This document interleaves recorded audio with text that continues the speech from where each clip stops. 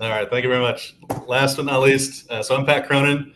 I am the CEO of Vanta Leagues. Very happy to be here, present what we've been building for the last few months, and it's really been a passion of a labor of love. So we built a digital little league for esports, and if you're not familiar with esports, that's the world of competitive gaming.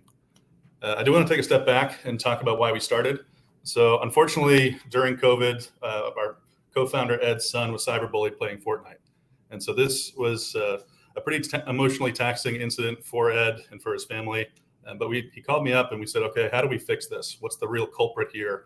And why is there so much toxicity in gaming? We realized that it's kind of a wild west. So you have no adult in the room. And we looked at the industry at large and said, okay, are there any opportunities within gaming or esports where we can build a business that can solve this?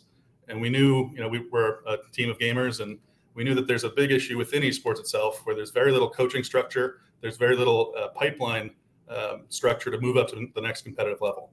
And if you were to apply a traditional sports model to esports, you would really solve and kill two birds with one stone.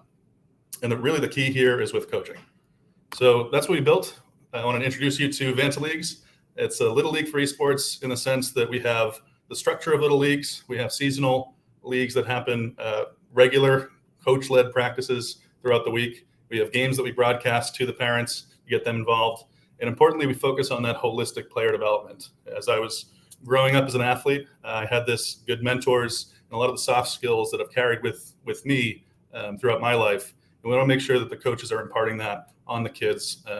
We really are sort of an underserved part of the market. They may not be part of traditional sports or music or theater, and they're just kind of gamers, and this is a really important aspect for us.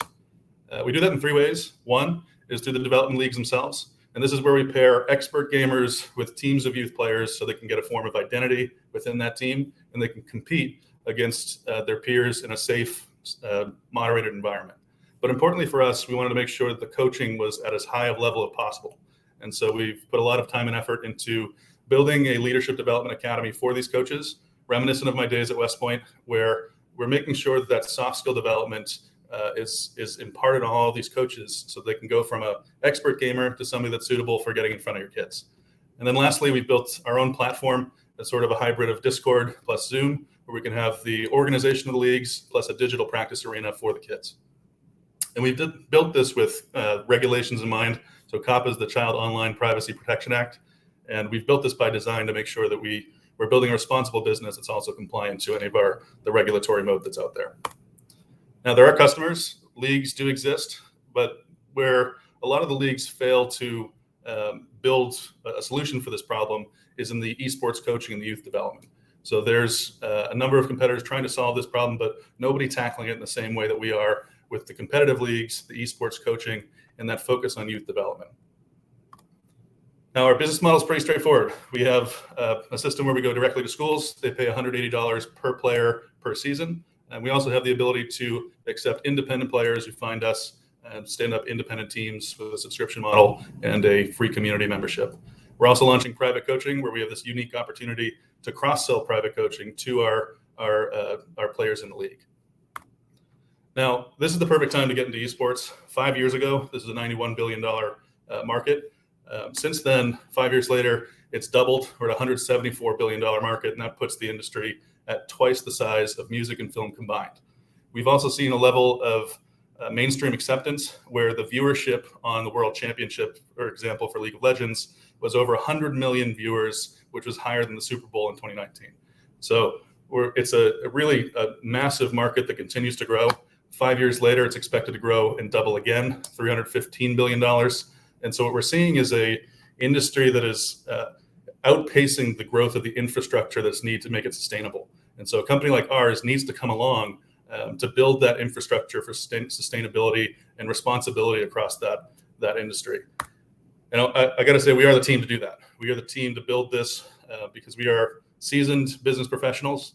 We are gamers and gamer parents. We are athletes, entrepreneurs, Army veterans.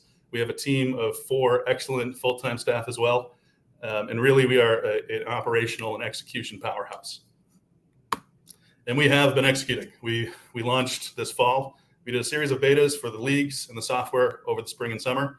and we have 6 paid private schools participating in our fall league, and over 45 schools in our pipeline for the winter. We've had a flood of coaches that have wanted to participate. We've turned this spigot off several times in order to just control the amount of coaches that we're vetting and training in our system. But this has been a really encouraging sign of all the people that want to get involved. We've also seen with some of our early revenue that we're able to take our business model and have a relatively low amount of users on the platform to drive very high revenues over the next 5 years. And I am proud and grateful to say that we've been able to raise $800,000 in our pre-seed previously. 50% of that was taken by Scout Ventures. And then I am also very happy to say that they are also leading our seed round. We're raising $2 million and should be closing early next year. So with that, I'll end here and take any questions that you may have. Awesome job, Pat. Great progress and a great cause as well. Let's see what the panel has to say. What questions do we have for Pat? All right, Ayush, go ahead. Hey, Pat. Hey, so great presentation. I had two quick questions. One, what are the games kind of on the platform that you're seeing the most traction with and engagement with? And then the second piece was, I noticed you don't have a technical leader on your leadership team right now. Is that part of the plan after you close the seed? Yeah, so on the technical leadership side, we did just have a pretty big hire. We hired a first director of engineering, so we've been able to plug that hole. That was a well-known gap when we started. He's been great, and he's got a whole host of features that we're building. So we were able to take the engineering from offshore to in-house over the last month. On the game side, probably the one that everyone likes the most is Rocket League. We basically take the games that are the most popular esports games out there that have a real pipeline and have interest at the 9 to 14-year-old level. So that we can source the coaches, we can build the curriculums, and then we can get them on the platform for the leagues. All right, next question. Yeah, Steve. Hi, Pat. Thanks for the presentation.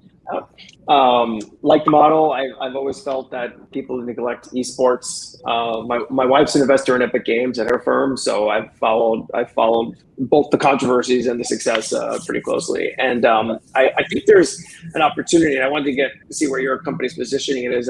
You're focusing on youth.